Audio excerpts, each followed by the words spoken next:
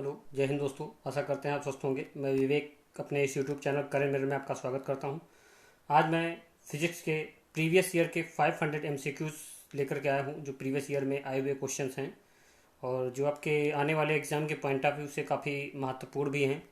तो इसे मैं कई पार्ट्स में लेकर के आऊँगा, तो आज मैं उसी का पार्ट फर्स्ट लेकर के आया हूँ। तो बढ़ते हैं। अगर आपने अभी तक मेरा चैनल सब्सक्राइब नहीं किया है तो प्लीज़ उसे सब्सक्राइब कर लीजिए और बेल आइकन को पुश कर लीजिए, ताकि आपको आने वाले मेरे हर एक वीडियो की नोटिफिकेशन आपको प्रॉपर मिलती रहे। तो बढ़ते हैं इसी क्रम में। आज का पहला क्वेश्चन है हमारा फिजिक्स का कि तापमान को कितना कम कर देने से सभी गैस शून्य आयतन घेरेंगी।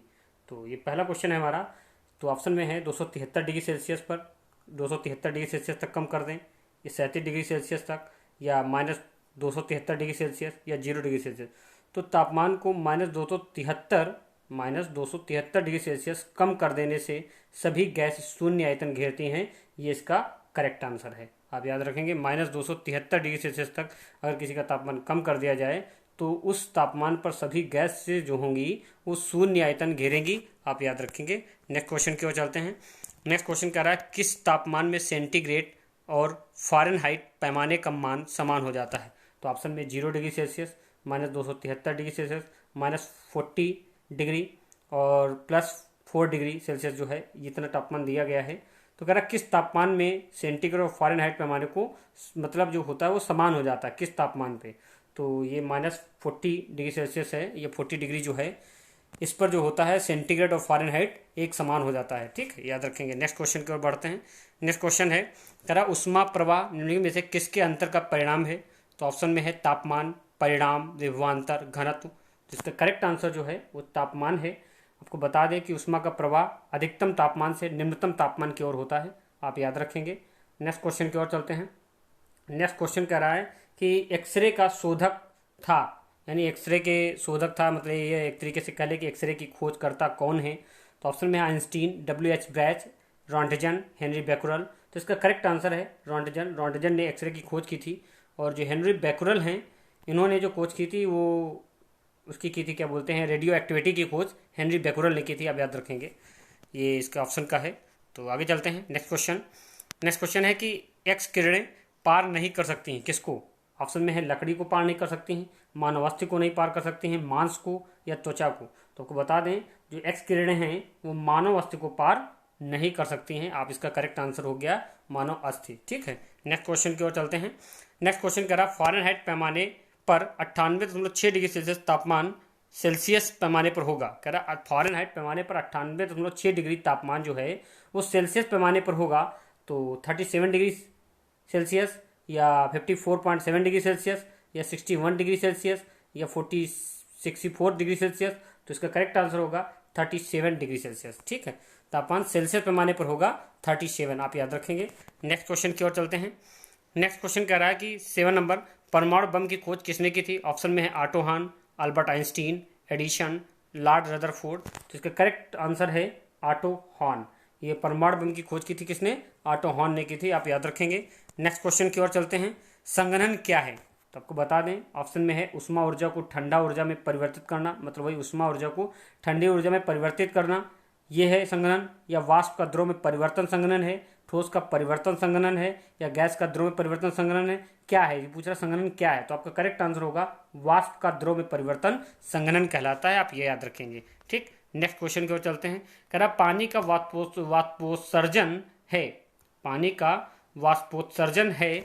तो ऑप्शन में है उष्मान मोची परिवर्तन, उष्मा शोषी परिवर्तन, तापमान का आदान प्रदान नहीं होता है, इनमें से कोई नहीं। तो इसका करेक्ट आंसर जो होगा वो होगा उष्मा शोषी परिवर्तन। पानी का वाष्पोत्सर्जन जो है वो उष्मा शोषी परिवर्तन है। आप याद रखेंगे। नेक्स्ट क्वेश्चन की ओर चलते हैं। नेक्स्ट क्वेश्चन है कि जब वाष्प द्रव में घनीभूत होता है तो ऑप्शन है या उष्मा का अवशोषण करता है, या इसका तापक्रम कम होता है, या उष्मा का निष्कासन करता है, या इनमें से कोई नहीं। तो आपको बता दें जब वाष्प द्रव में घनीभूत होता है तो यह उष्मा का निष्कासन करता है। इसका करेक्ट आंसर ये हो गया। ठीक है, यह उष्मा का निष्कासन करता है। जब वाष्प द्रव में घनीभूत हो जाता है तो यह उष्मा का निष्कासन करता है। नेक्स्ट क्वेश्चन की ओर चलते हैं। नेक्स्ट क्वेश्चन कह रहा है यदि 0 डिग्री सेल्सियस पर बर्फ के टुकड़े को एक बर्तन में रखें और पानी में मिलाया जाए जिसमें पानी 0 डिग्री सेल्सियस पर हो, जिसमें पानी जो है जिसमें है, जिसमें पानी 0 डिग्री सेल्सियस पर हो, तो क्वेश्चन आप समझ लें, कह रहा है एक बर्फ का टुकड़ा है जो 0 डिग्री सेल्सियस पर है, बर्फ के टुकड़े को एक ऐसे बर्तन में पानी रखा गया है जो पानी जो है वो भी 0 डिग्री सेल्सियस का है, और उसमें अगर एक तरीके से रख दिया जाए तो क्या होगा, ये पूछ रहा आपसे। मतलब 0 डिग्री सेल्सियस का बर्फ का टुकड़ा भी है और एक बर्तन में उसे रखा जा रहा है जिसमें 0 डिग्री सेल्सियस का पानी भी है, तो कह रहा संपूर्ण बर्फ पिघल जाएगी, क्या होगा, तो कह रहा संपूर्ण बर्फ पिघल जाएगी, कुछ बर्फ घर जाएगी, अरे वही है, सॉरी ये गलत हो गया है, कुछ बर्फ पिघल जाएगी ये भी होगा, संपूर्ण बर्फ पिघल जाएगी या कुछ बर्फ पिघल जाएगी या कोई बर्फ नहीं पिघलेगी या तापमान आगे और घटता जाएगा। तो इसका करेक्ट आंसर होगा कि कोई बर्फ नहीं पिघलेगी। आप याद रखेंगे कि जब 0 डिग्री सेल्सियस बर्फ का टुकड़ा होगा और उसी डिग्री सेल्सियस का जो पानी होगा उस बर्तन में, तो फिर बर्फ नहीं पिघलेगी। या करेक्ट आंसर क्या होगा, कोई बर्फ नहीं पिघलेगी। ठीक, आप याद रखेंगे। नेक्स्ट क्वेश्चन की ओर बढ़ते हैं।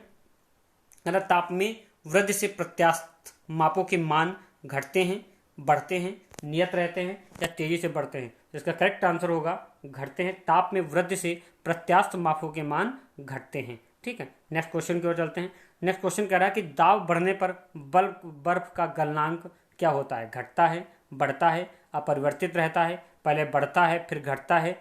तो ऑप्शन कह रहा है, तो ऑप्शन के अकॉर्डिंग इसका करेक्ट आंसर होगा घटता है। दाब बढ़ने पर बर्फ का गलनांक घटता है। जब दाब बढ़ेगा तो बर्फ का गलनांक जो होगा वो कम हो जाएगा। आप याद रखेंगे। नेक्स्ट क्वेश्चन की ओर चलते हैं। कह रहा है एक कृष्ण पिंड अवशोषित करता है, यानी एक ब्लैक बॉडी जो है वो अवशोषित करता है सभी तरंग दैर्घ्य का विकिरण, कोई विकिरण नहीं करता है, केवल एक तरंग दैर्घ्य का विकिरण अवशोषित करता है, या त्वरित तरंग दैर्घ्य का विकिरण भी अवशोषित करता है।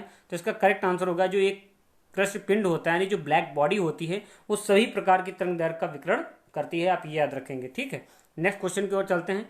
नेक्स्ट क्वेश्चन कह रहा है कि प्रकाश के लिए निम्नलिखित कथनों में से कौन सा गलत है। प्रकाश के लिए निम्नलिखित कथनों में से कौन सा कथन गलत है। तो ऑप्शन है, वह ध्वनि की गति से अधिक तीव्रता से चलता है, वह ध्वनि की गति से अधिक तीव्रता से चलता है, ये करेक्ट है आपका, बिल्कुल सही है, कथनों से चलता है। ठीक है, वह निर्वात में से गुजर सकता है, ये भी करेक्ट है।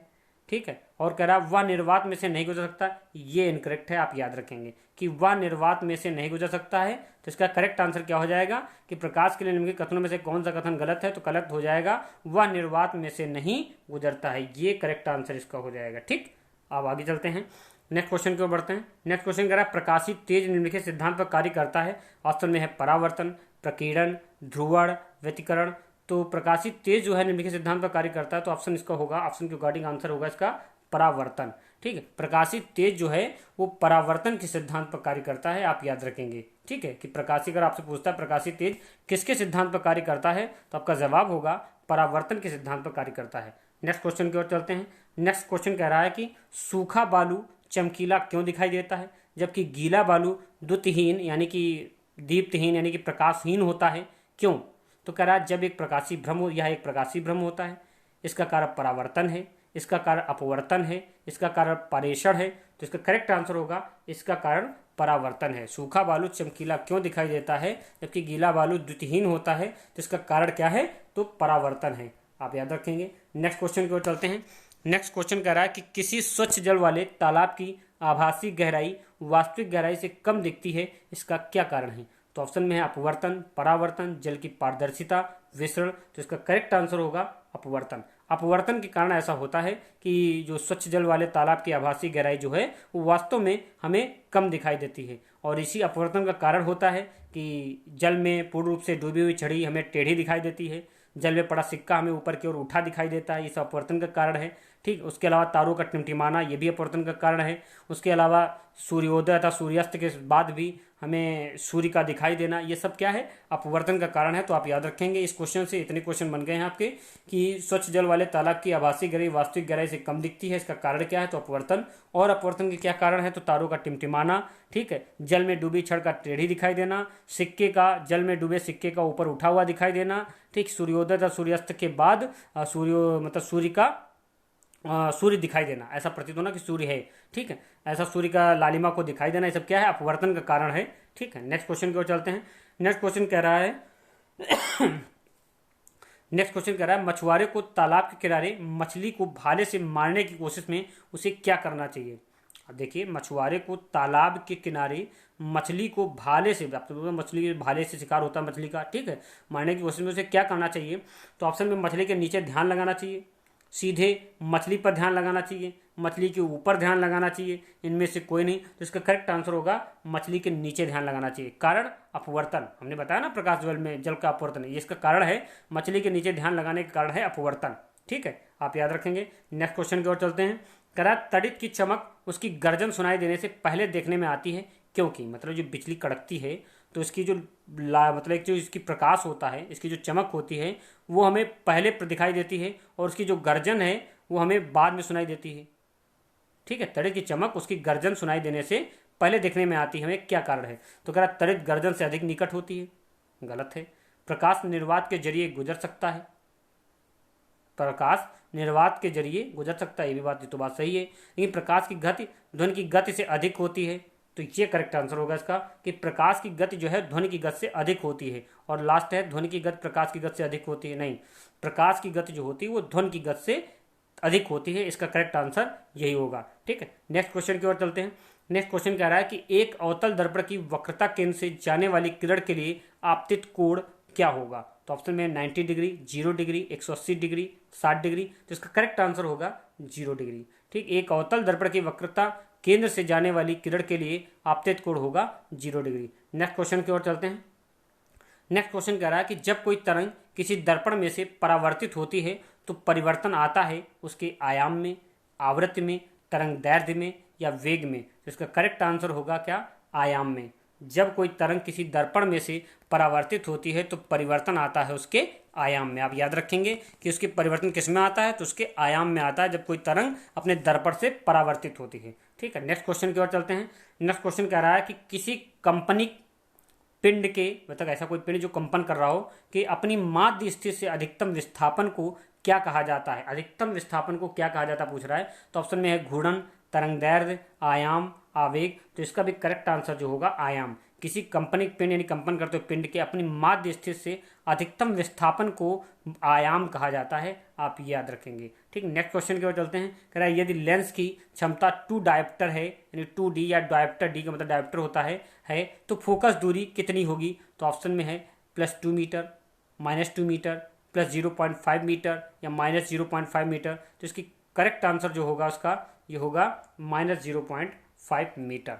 अगर यदि किसी लेंस की क्षमता -2 डायोप्टर या डी है तो फोकस दूरी क्या होगी, 0.5 मीटर। नेक्स्ट, तो बढ़ते हैं आज के नेक्स्ट क्वेश्चन की ओर। नेक्स्ट क्वेश्चन और वीडियो का लास्ट क्वेश्चन करा, एक आदमी 10 मीटर से अधिक दूरी की वस्तु स्पष्ट नहीं देख पाता है, वह किस दृष्टिदोष से पीड़ित है। तो इसका करेक्ट आंसर जो होगा वो ऑप्शन देख लेते हैं, हाइपरमेट्रोपिया, हाइड्रोफोबिया, मायोपिया, कैटारेक्ट।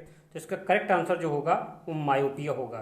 ठीक है, मायोपिया क्या होता है, तो इसमें निकट दृष्टिदोष जो होता है, इसमें इस दृष्टिदोष में निकट की वस्तु साफ साफ दिखाई देती है किंतु दूर की वस्तु स्पष्ट नहीं दिखाई देती, उसे मायोपिया कहते हैं। ठीक है, और इस दृष्टिदोष में अवतल लेंस का प्रयोग करते हैं। किसका प्रयोग करते हैं, अवतल लेंस का प्रयोग करते हैं। तो आपको क्वेश्चन समझ में आ गया होगा। आशा करते हैं आपको वीडियो मेरा पसंद आया होगा। अगर आपको ये वीडियो पसंद आया है तो please like, share and subscribe. धन्यवाद।